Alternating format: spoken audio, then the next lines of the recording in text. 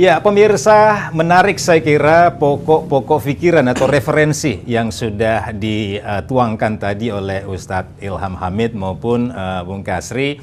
Melihat fenomena hari ini, generasi muda kita, generasi milenial kita atau generasi zaman now ini, bagaimana dia coba merayakan atau mengapresiasi sebenarnya hari-hari besar termasuk Ramadan dan juga Idul Fitri ini. Dan masih banyak hal yang perlu kita konfirmasi sepertinya ke Ustadz Ilham. Ustadz Ilham, tantangan kita bahwa 1 bulan saja sebenarnya kita itu diinstruksikan, diminta untuk bersabar, diujilah di situ di Ramadan itu, kemudian diganjar pada Idul Fitri seperti sekarang ini suasananya. Tapi ada 11 bulan kemudian yang katakanlah dinamikanya mungkin bisa menutupi yang 1 bulan ini.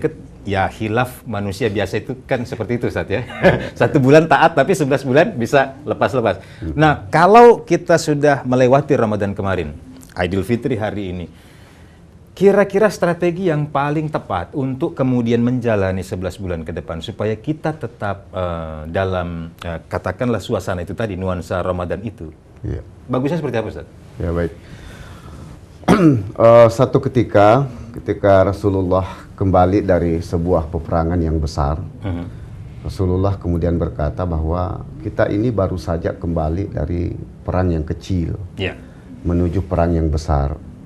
Maka para sahabat bertanya, "Ya Rasulullah, ma huwa jihadul akbar?" Yang mana itu jihad akbar? Yang mana itu perang besar yang dimaksudkan? Bukankah peperangan yang baru saja kita lakukan ini adalah yang sungguh dahsyat?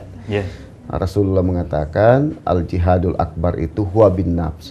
Jihad akbar itu adalah melawan hawa nafsu kita sendiri. Nah, inilah yang saya kira penting, yang perlu kita tata, perlu kita olah, perlu kita jaga agar suasana filter kita di bulan Ramadan kemarin terhadap nafsu kita itu kemudian pengendalian itu kemudian bisa ditularkan, bisa dibawa pada 11 bulan kemudian. Betul. Ya, karena bagaimanapun memang nafsu ini kan yang sangat seperti yang kita katakan tadi, bahwa itu akan sulit kita prediksi seperti apa. Ya, namanya iman itu keluar masuk ya. Mungkin di dalam Ramadan ini orang memiliki kesalehan spiritual yang sungguh luar biasa.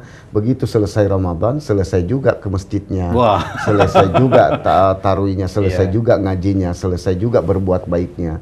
Padahal ini harus dijaga irama ini sampai 11 kemudian, bahkan seterus-terusnya. Dan ingat, yang paling penting karena kita sudah menjaga silaturahmi kita kepada Allah, hablum minallah.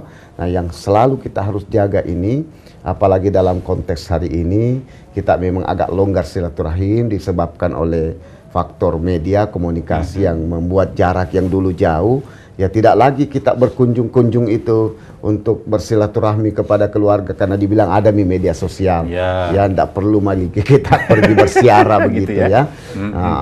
Tapi saya kira silaturahmi, apalagi selalu saya katakan kita menjelang pemilihan presiden, pemilihan gubernur, pemilihan bupati, pemilihan wali kota. Kadang biasa silaturahmi itu putus gara-gara pilihan berbeda. Nah, ini juga penting, harus kita bagaimana persaudaraan harus tetap dijaga itu. Nanti itu kita perdalam ke arah sana, Ustadz. Saya ke Bung Kasri lagi, Bung Kasri. Kalau tadi Ustadz Ilham sempat menyinggung soal terancamnya tanda kutip ini hubungan silaturahmi di kalangan generasi muda kita karena adanya fasilitas media komunikasi yang begitu canggih. Orang tinggal mention saja misalnya gitu. Apakah itu berpengaruh cukup besar terhadap hubungan langsung? Katakanlah prinsipnya orang kalau pakai seperti itu menjauhkan teman dekat kan mendekatkan teman jauh gitu. Nah, kalau tanggapan Bung Kasri seperti apa? Ya, kalau saya ya seperti yang disampaikan Pak Ustadz tadi juga, ya itu secara umum. Ya, kalau terkhusus lagi kepada kaum generasi milenial, justru itu lebih rentan. Ya, karena kita kan ya tahu hari ini bahwa ya anak-anak muda sekarang kan rentan dengan yang namanya baper. Wah, baper. Ya, jadi ya begitu di media sosial bersinggungan, ya itu berimbas kepada kehidupannya di luar dari media sosial, di kehidupan nyata ya. Jadi saya kira ini juga ya ini juga ya sesuatu yang memang ya perlu untuk kita pikirkan hari ini.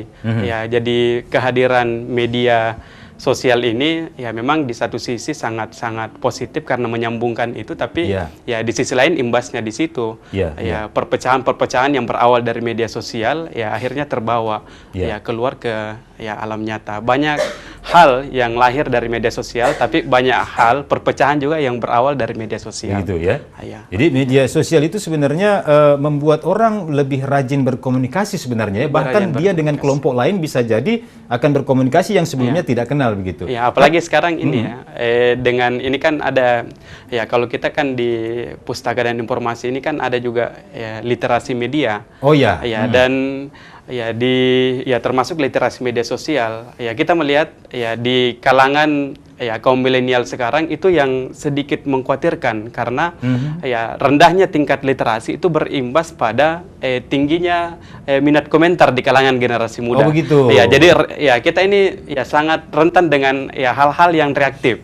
Ya sedikit-sedikit bereaksi, sedikit-sedikit dikomentari. Akhirnya ya satu status ya, tapi ya statusnya hanya pendek sekali, tapi ya karena mungkin sedikit kontroversi akhirnya komentarnya yang banyak. Ya bukan statusnya yang membuat kita berkelahi, tapi ya komentar-komentar yang bermunculan di bawah yang membuat kita ya saling berpecah satu sama lain. Jadi, tapi kalau di internal lembaga Pustaka dan Informasi itu ada nggak muatan edukasi juga kepada generasi-generasi yang sekarang ini, bagaimana seharusnya memanfaatkan media sosial itu seperti yang Anda katakan tadi, misalnya mengomentari sesuatu misalnya, ada nggak? Iya, tentu saja ada.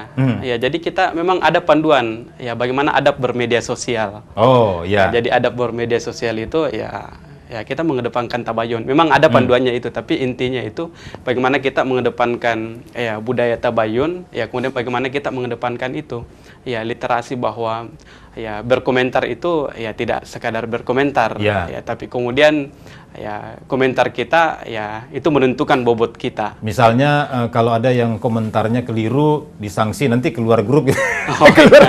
Ya, itu mungkin satu aturan lagi.